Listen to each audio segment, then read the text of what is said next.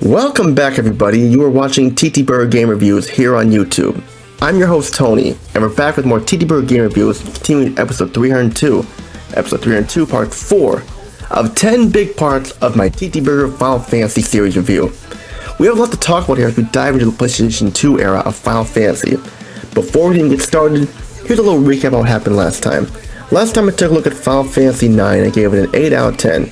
It was a good game, just not as good as 7 or 8, but it was still a great game to definitely wrap things up with the PlayStation era of Final Fantasy.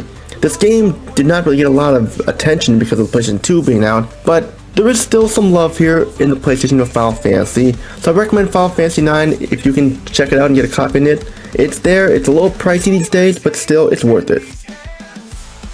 Today, it's time we zoom in to the PlayStation 2 era of Final Fantasy. We knew Final Fantasy was going next gen. We also knew things with the franchise were going to be bigger and better and awesome. And it leads us to this game right here, Final Fantasy X by Square, released on December 18th, 2001, right before Christmas. So yeah, holiday gift for people there. Let's get started with our game here as we go beyond the PlayStation, beyond the graphics, beyond the gameplay, beyond to a next-gen sequel, Final Fantasy X.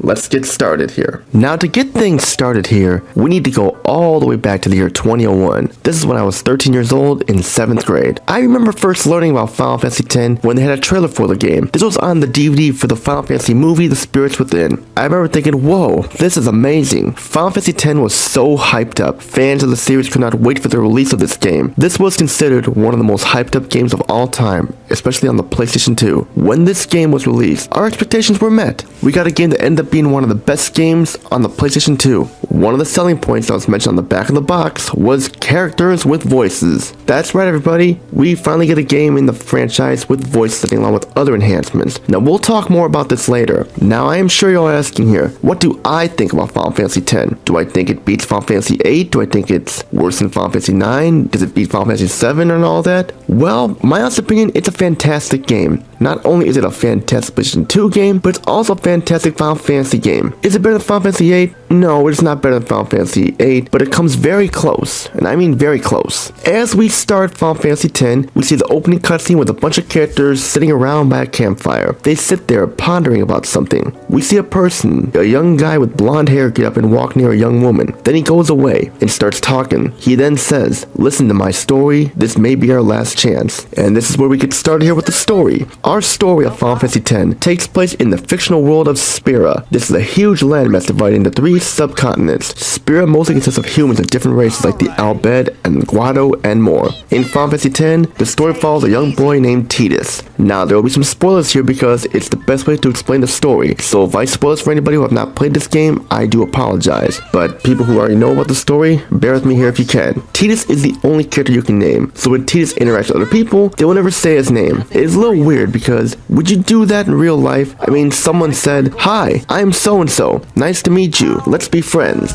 Anyway, as we continue, Tidus is a blitzball player for the Xanark and Abes. It is their opening match for the Jet Memorial Cup in honor of Tidus' father Jet, who vanished 10 years ago. Before the match, we see Tidus signing autographs for his fans and everything seems normal. Then all of a sudden, a gigantic wave enters the city, completely destroying it. The only person left undisturbed is a guy named Auron, who meets Tidus outside the blitzball stadium. Auron reveals that the force destroying the Xanarkin is called Sin, who appears every so often. Auron then gives Tidus a gift from Jet, a longsword. They reach Sin and are both sucked into the maw, and this is where things tick up with the story. Tidus awakens in a temple ruin where a group of teenagers known as Al-Bhed he runs into. The Al-Bhed speak their own language. He cannot understand them. They are led by a young girl named Riku who understands English. She's hesitant to believe he is from Xanarkin due to the fact that he has lost his memory from the toxins of Sin. Eventually, Riku believes Tidus, but not before telling the truth that Xanarkin was destroyed 1,000 years ago. Later on, after Tidus is separated from the Al-Bhed, he washes up on a sunny beach island known as Besaid Island where he meets Wakka. Wakka is the leader of the blitzball players of the Besaid Aurochs, who have not won a single game in 23 years. They ask Tidus to be on the team.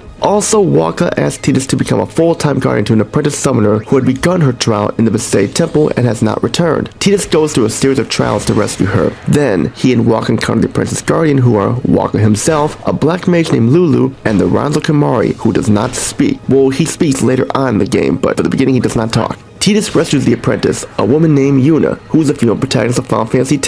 Yuna, since she is a summoner, she has the ability to summon Aeons, who are creatures with the ability to use fire, thunder, water, and more, similar to what we saw in the previous Final Fantasy games. They come in handy. We'll talk more about them later on. Yuna is fascinated by Tidus' story from being from Xanarkand due to the history of it, and wants to hear more. Yuna believes it because a man named Sir Jet was her father's guardian. Yuna's father was High Summoner Braska, who destroyed Sin. Yuna is set on a pilgrimage to destroy Sin. Tidus, Wakka, Lulu, Ranzo Kimari are all guided with the task of protecting Yuna. Also, Tidus' past memory as well, we don't know what happened to him and why he found himself in this land. There's more to the story, we meet other people along the way, and the whole task is defeating Sin. The story is really good and really deep. So far, this has been the best story of the entire Final Fantasy franchise, although there are complaints I have with it. First off is Tidus. He's not a jerk or anything, but he comes off as a whiny brat. He always complains and acts like a wimp a lot of the time, especially when his father is mentioned. We know Jet was abusive to him, but he whines and whines about everything. He's very cocky and acts way too girly at times. It makes Yuna seem more brave than he is. Second of all, certain characters have no personality to them whatsoever. Perfect example is Auron. He's just so monotone with no emotion to him whatsoever. And Ranzo Kimari can be like that too, like because of the way he talks in third person sometimes. Another example is Wakka. Whenever he talks, he keeps saying yeah, yeah, yeah all the time, which is kind of funny. But Riku and Yuna are the best characters. I do wish Yuna was the main protagonist because she's not a whiny brat like Tidus, and the story's more focused on her with her pilgrimage to defeat Sin, and she's more kind-hearted and likable than Tidus. Riku, while she may be whiny and afraid of lightning, which you'll find out why later on, she's a good character too. She's a kid, so of course she's gonna act scared. Another problem with the story is that sometimes it goes nowhere. You will hear stuff you already heard, and it makes you wish you could have moved on. You will hear stuff that you already heard, and it makes you wish they could move on already at times. Overall though, aside from those small complaints, the story is excellent. Final Fantasy X, with being on the PlayStation 2, shines in the presentation department. When this game came out, it pushed the PlayStation 2 to its limit. The graphics are excellent for a PlayStation 2 game released in late 2001. You can tell Square put a lot of effort into the graphics. They wanted to make this game as great as possible, and they did. Sure, it has not aged that well, but for its time, it is a great looking game. The character models look great and animate well for the most part. The problem with the character models is the faces and the lip syncing. The faces do not look very good. They look 2D looking at times, mainly Tidus, Wakka, and Riku. The faces look last gen with these weird looks in their eyes. I can forgive this because this was their first PlayStation 2 Final Fantasy game that they worked on, so of course there was going to be some problems. The lip syncing though is terrible. Even in the Japanese version, it had lip syncing issues where the dialogue does not sync up to what they're saying. It's almost like a sock puppet blabbling away. This is very noticeable in the cutscenes. In the pre-rendered cutscenes, they look better, but I digress. Speaking of the cutscenes, you cannot skip them at all. This is annoying mainly because what if you died and you have to go back to see the cutscene again? It just wastes time when you could begin to the battle. You can press X to bypass each line of dialogue, but to press it over and over can get annoying. The worlds you explore look amazingly detailed. You have a huge variety of different worlds to explore, such as underwater ruins, ships to go on, cities, deserts, and more. The worlds are enormous, big, and huge to explore with lots of secrets to find, along with hidden treasure chests and more. The pre-order cutscenes look detailed, very detailed. They're some of the best looking for its time. And like I said,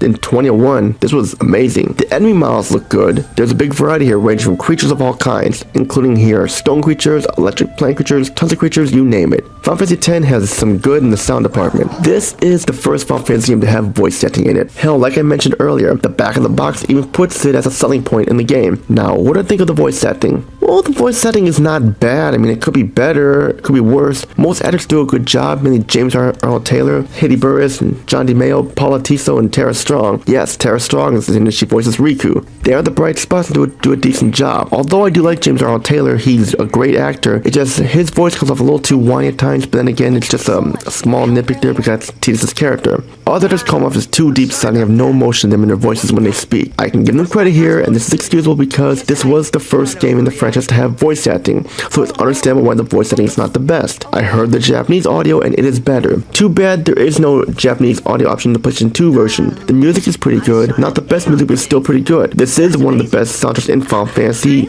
ever. The rock tunes sound awesome, you can tell the developers love heavy metal and they put all the effort into it. The opening theme is good too, very peaceful and calming. The sound effects here in battle are great. Hell, we have the victory theme once again. That's always a plus there. Final Fantasy X's gameplay is awesome, not without its flaws. Final Fantasy X really does what it can do to improve from the other games. A lot of the elements here have improved, mainly the combat system.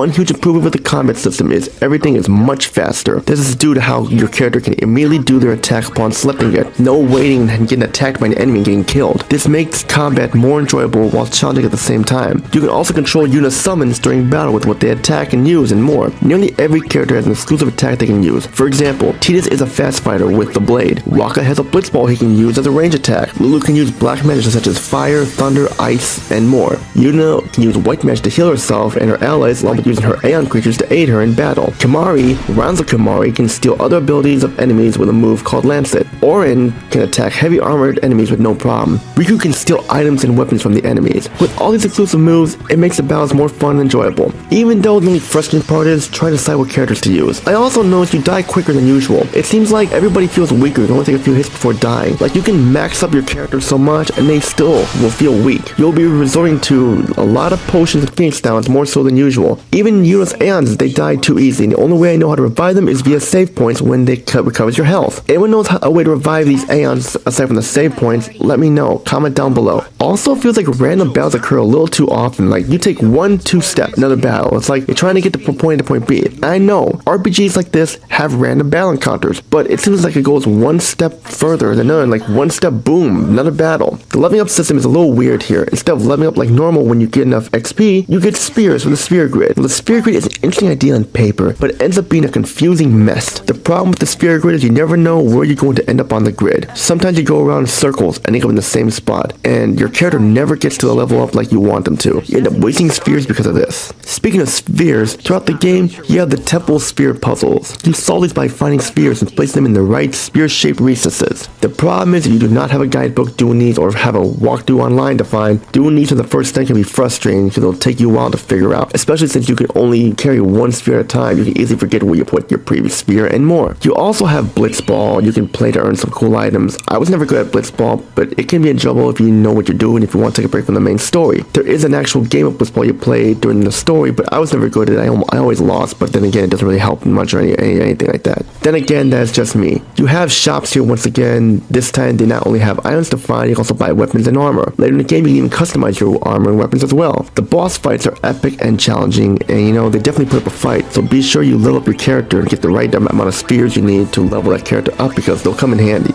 Navigating the world is more enjoyable due to how huge they are. They're full of secrets to find as well, such as hidden Aeons, Al-Bhed language primers, which is the language Riku and her Al-Bhed friends speak, and if you find all the primers, you can understand what they're saying in the subtitles. I will admit it can get a little frustrating because if you miss one letter, boom, yeah.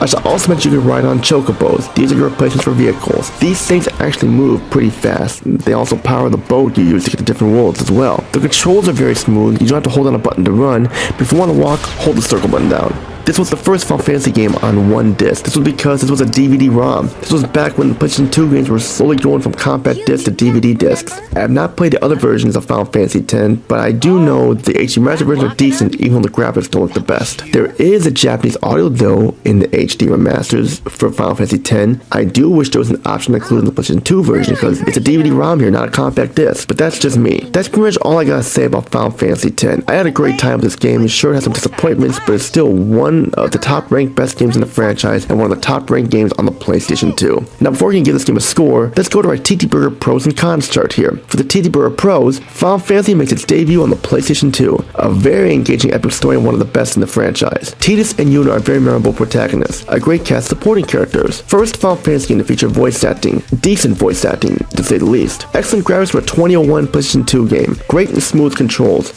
You do not have to hold down a button to run. The Al-Bhed language is very interesting. Lots of great worlds to explore. Game runs on only one DVD-ROM disc. HD remastered versions have Japanese audio. Riding a chocobo is enjoyable. Improved battle and combat system, and each character has its own moves they can use. For the TTBurger Cons, some gameplay elements have not aged all that well. The sphere grid is very cumbersome and annoying. The sphere puzzles in the temples can be pretty tough. Voice acting is not the best, even though it's decent to say the least. The lip syncing is awful for both English and Japanese. Tidus, while memorable, can be annoying with his whining and pouting. Some of the characters have very little personality to them. Characters in Aeons die a little too quickly in battle, and no Japanese option for the PlayStation 2 version. And that's pretty much what I gotta say about Final Fantasy X, so what score do I give it? With some of the complaints I have with Final Fantasy X, I have to take off some points here, but not very many points.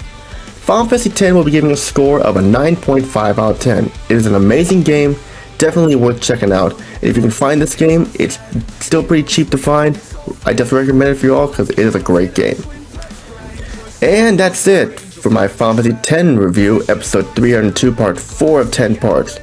Stay tuned, we're going to take a look at the first sequel to a story of Final Fantasy X-2, starring Yuna, Riku, who was actually her cousin, and a new character named Pain.